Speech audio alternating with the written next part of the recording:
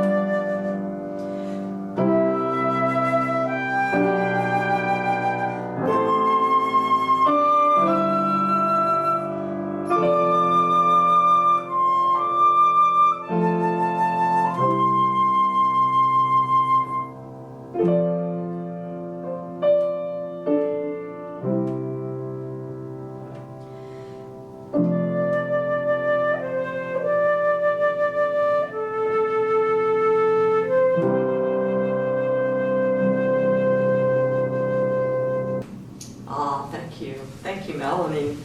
So beautiful. Now I'm sure you know, well, maybe you don't know what the title of that is. That is from Antonín Dvořák's Symphony No. 9, most often called the New World Symphony. And it's from the second movement, the Largo movement. And we probably know it best as the Goin Home theme. Now, for those of you who don't often go listen to symphonies or whatever, you're probably going, what does all that mean? But I hopefully will be able to break it down just a little bit and talk about how Dvořák wrote this, and it is so easy to hear why it became such an endearing melody and has been used for so many different occasions. So, Wendy, did you want to start by talking about Dvořák? Well, I know that Dvořák was a Czech composer who was a contemporary of Tchaikovsky and some other of the guys who were from what was called the nationalist movement. That's what he's best known for, which means that he was one of the composers that was using a lot of folk tunes, national music, and using the symphonic techniques that he had learned in his classical influences to bring that kind of music into more of a symphonic setting. And so that's what he's most well known for. You might want to tell us kind of where he got his roots from when he was started out. He started, like most of our people do, started at a young age and started to learn how to play violin. He was an organist, and a voracious appetite for writing music. My goodness. I think one of the things, and by the way, we know he was from Czechoslovakia, and we're talking about the late 1800s or the middle 1800s. So he's in the Romantic period, but is considered a Romantic nationalist, kind of like Smetana was one of those composers. Smetana was either right before, I think right before him, date-wise. Yeah.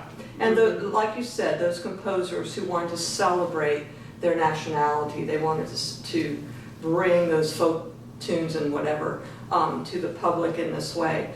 And I think one of the things that's kind of fun to talk about with Dvořák is that he entered a lot of composition contests.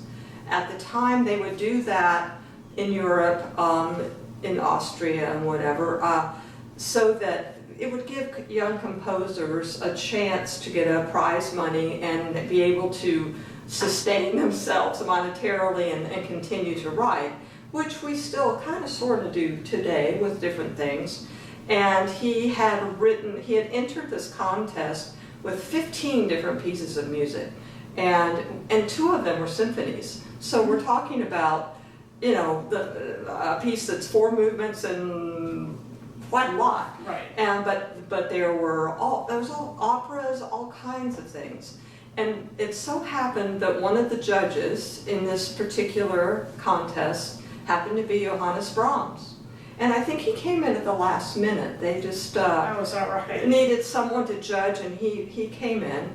And both you and I agree that Brahms is probably one of the most, he writes some of the most beautiful melodies in all of his music. A great orchestrator.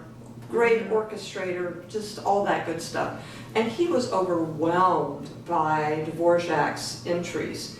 And he instantly found him to be, called him out as like a new, wonderful talent. And he said, I wish I could write melodies like Dvořák. And I read that and I went, oh my gosh, that's Brahms saying that's pretty good, Right. So he was able to make himself well known. His music was kind of spread out through Europe and even England.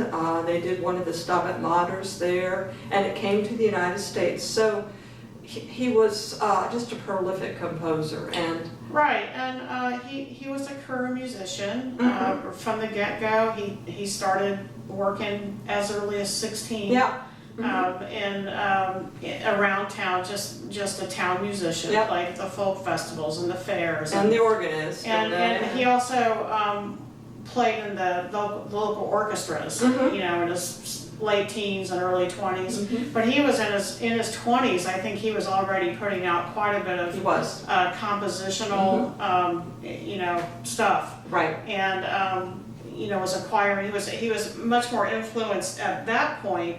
By Wagner was a big influence of his, as well as Brahms. Well, he just lived in that really rich and then time. By the 1870s, when he entered this contest, Brahms sort of discovered him. Brahms was able. He already was published, and so his publisher became the publisher for Dvořák's works at that time. Yep. And so then that having Brahms' endorsement meant that he was going to be much more well known, not just in his own country but really worldwide. Yeah, exactly. Right. It hasn't changed much as far as the music business goes. It's all who you know. It is. And but on the other hand, you have to be really good for it to take off. And of course he was. So anyway, he became very well known, and in 1892, he was contacted by a wealthy American woman who was a philanthropist, and she wanted to open a National Conservatory of Music in New York City. Her name was Thurber was her last name, Jeannette Thurber. And so she offered this directorship position to Dvořák, and I think that he was quite excited, intrigued about coming to America and living here. Plus, she offered him a really good salary. So he packed up his family and they came to the United States. And one of the comments that I heard made about this particular experience is that it's ironic that he was brought to America to try to teach the American composers how to write American music, which is very ironic. Right.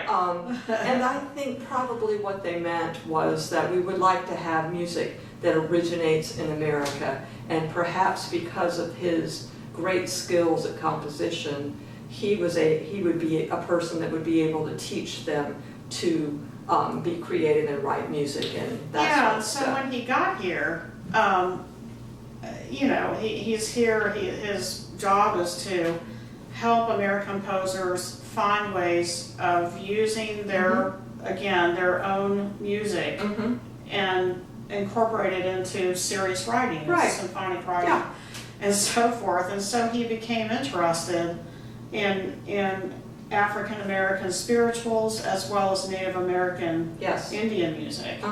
And so, he became very knowledgeable and made a great effort to be exposed to that type of music. And you were telling me before we started the chat, we were chatting about the chat, and you were telling me that this conservatory accepted both black and white students.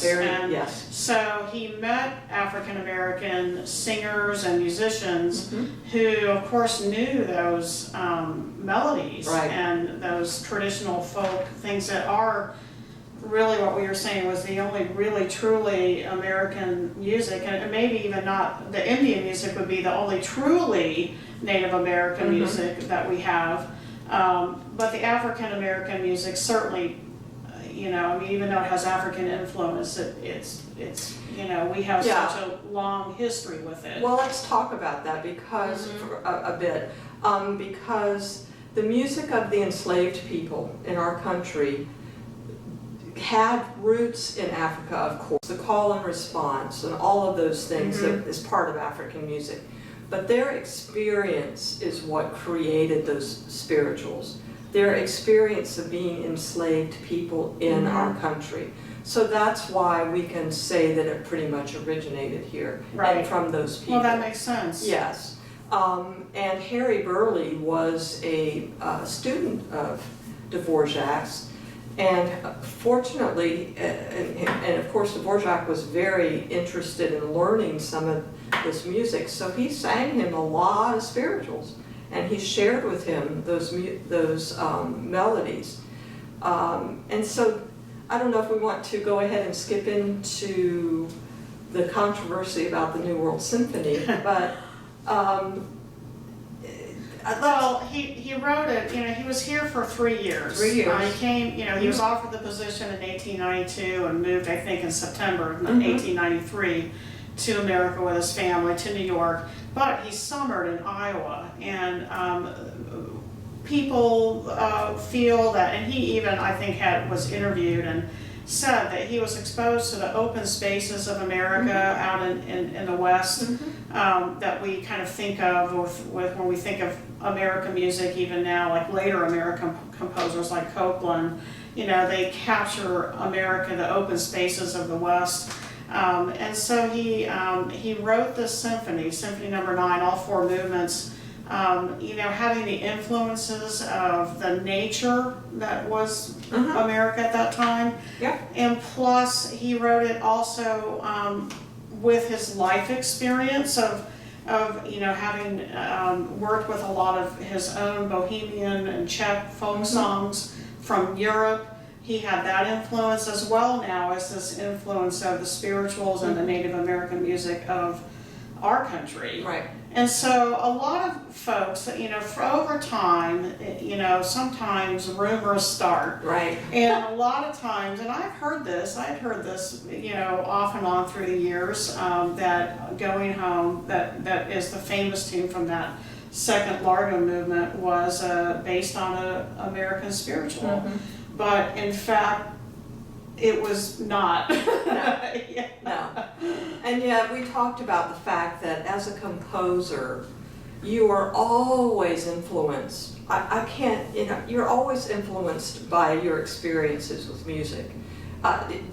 So that really, yes, that whole composition may be original, but there's probably always going to be little smitherings and smatterings of what you've heard over here and what you heard over there. That's right. And if I can just add that what he was able to do with that beautiful melody is capture the longing and the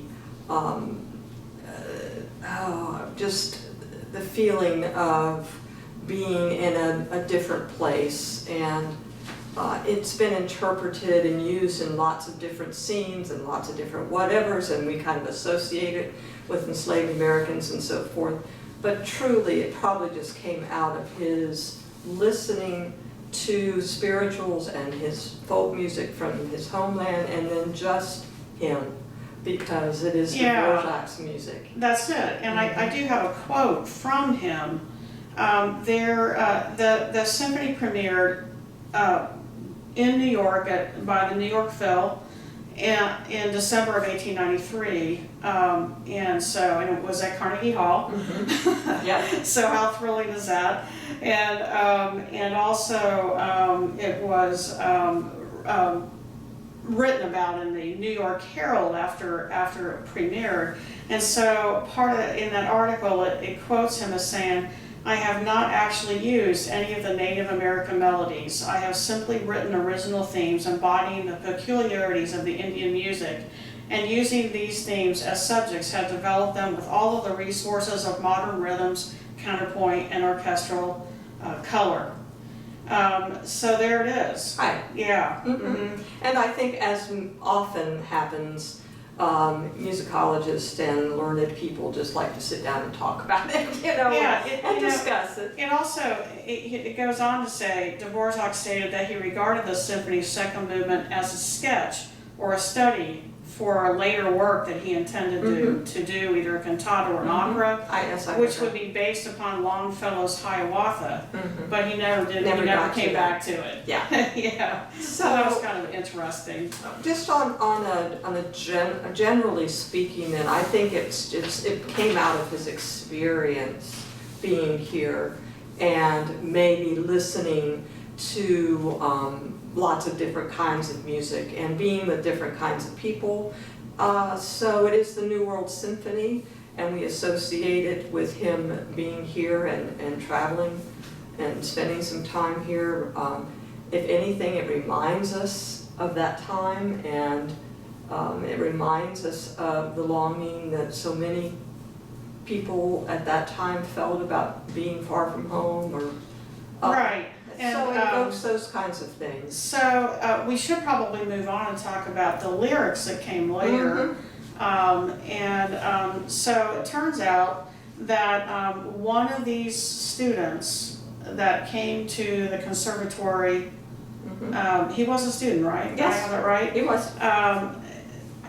William Arms Fisher is his name, and he had many discussions with Dvořák about African. He was not an African American himself, but he was studying some of those influences, and he was moved to write words that were sort of spiritual influenced. Definitely.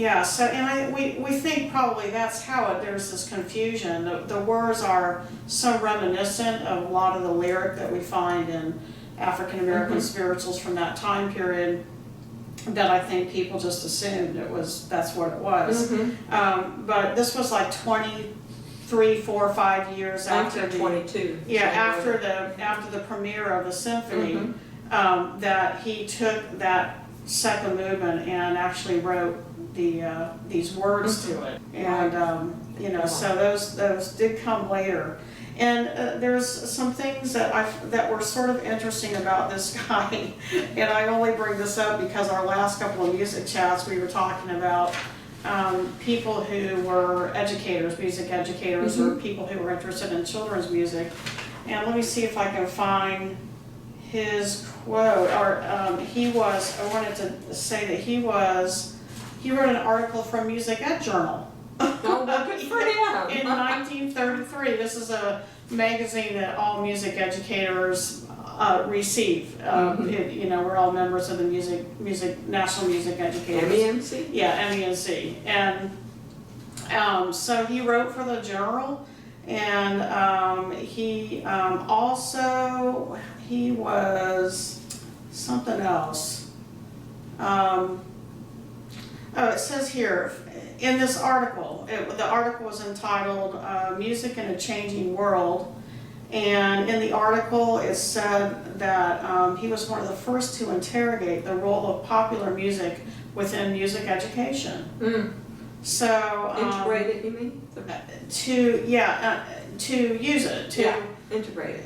well, they say interrogate the Really? role of popular music, to explore it as something, okay. yeah. Gotcha. Right, and so he goes on to say that music is important in every community. Blessed are, he says from the article, this is a quote from the article that Fisher says, "Blessed are the music makers, for they shall uplift and unite the earth." There we go. Here, here. So this guy, he's worth kind of looking up to if you're interested in music history and just people who sort of led interesting lives. He had a whole thing going too with. But Dvořák obviously is a giant. Absolutely. He's a giant. And there's so many wonderful resources out there to learn more about him. I mentioned to Wendy that there's some wonderful interviews on NPR radio about Dvořák and this piece. But why are we kind of talking about it? Well, I think this is music that we often hear at funerals. Mm-hmm. And you said that you played it on pipes all the time. Yeah, here, in Dunedin, a lot of us are bagpipers, as I am, and it was many times. I couldn't count how many times we played that for not just funerals, but ceremonial type of things like veterans, ceremonies and things like that. Memorials, right. Yes, many times. The first of it, and I have to say that this first part of the lyrics is what I always have in my mind. I don't know that I've ever really memorized the rest of it, but it's going home, I'm going home, quiet like some still day, I'm just going home. It's not far, just close by, through an open door. And it, to me, is a song that I have sung more as a choral piece with being arranged for voices rather than a solo. But it's a melody with those words that I have definitely inside me. And it really, yes, could be sung at a funeral to express loss. And of course, going home is going to heaven, really.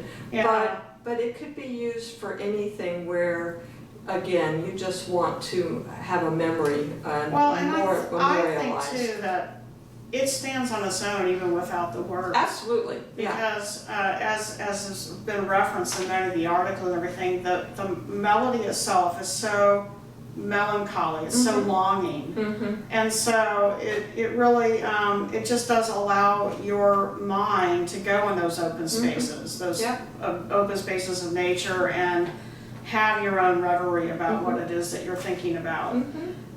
So it does stand on its own for sure, and Dvořák scored it for English horn of all things. English horn is one of the forgotten instruments. Really, it's not used that often. It's what the oboe player, like a flute player plays piccolo, oboe players also sometimes play English horn. And it's a beautiful alto version of the oboe. It's a darker instrument, and it is beautiful. So we'll put an orchestra link on the end of the chat today, so that you can just go right to one of those recordings of an orchestral version of a beautiful English horn solo. It's right at the beginning of the second movement. And the second movement develops and has other places that it goes, and we'll put the whole second movement on there. But the beginning is when you hear the Going Home theme.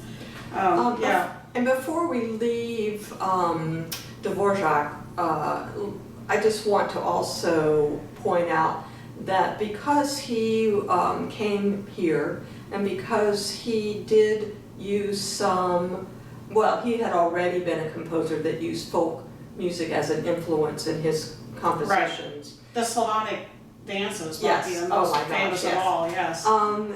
That he kind of opened the door for other composers, and George Gershwin, of course, took those jazz elements and wrote a classical compositions using those jazz elements. He opened the door for that. And Aaron Copland used folk music, and you were just talking about him, in his writing, in his ballets and his symphonies and so forth. And so I think Dvořák kind of opened that door for them, that they could incorporate that music and take it to the concert hall. I would think so. Yeah. Absolutely. So So- in a way, he did what he was supposed Yeah. to do, didn't he? He came and He did. Absolutely. Taught So the I Americans how have to one write. more New World Symphony story. I'll make it quick. Okay. My first experience with New World Symphony was growing up. We had neighbors down the street that her name was Mrs. Harmon, and Mrs. Harmon had a big, giant treasury of classical music. It was records. Okay. And we had a stereo, you know, the old-fashioned Yeah. stereo box things, and by that time. And Mrs. Harmon, she had come from Belgium, and she had come here. She was an immigrant herself, and she, I think, was raised with was exposed to culture and appreciated classical music, and so she decided to give this thing to me, this big record stack, and it probably had, I don't know, at least 15 records and both sides, and I was exposed to so much music from this pack of records, this compilation of classical music. It had the notes with it, it had all the, told about the pieces and the composer and everything, and I learned, one of the pieces was the New World Symphony, and I listened to it over and over and over again. I couldn't have been, I was probably 13, 14 when that was going on, so I was already interested in music. But this was such a treasure for me. It is a treasure. And it's really the first symphony that I ever really knew about from start to finish. I know the whole symphony because I've listened to this record over and over. And so it's kind of a fun memory for me too. Absolutely. Well, just listening to it to prepare for this just made me miss live concerts so much. Oh boy, isn't that the truth? Yeah, and I was just listening, thinking, and it just like, oh, it's so beautiful to sit there and listen to that English horn play that beautiful melody. And of course, Melanie played it beautifully on the flute as well, but I miss that. So That's hopefully, for sure, yeah. hopefully we'll get back to that one of these Right. days. But it is a beautiful symphony, and I believe that even as a person who doesn't always go to symphony concerts, it's one that you can sit and listen to and enjoy because he really did write those beautiful melodies all the way through. So we thought we would put the orchestral link on, and I think we'll probably put the Brigham Young University, was it men's choir or just? It's a men's choir. It's the men's choir doing a choral rendition Yeah, it's of it. beautiful. So click on whatever you want and enjoy it. I highly recommend you listen to the whole symphony when you have a chance. If it's been a while, come back to it and give it a listen, because it'll feel like, feel really good to hear it again. And if you're new to it, you're in for a real treat, and in particular in the second movement, what we've been talking about today. So we'll see you next time. Yeah, thanks so much. Talk to you later.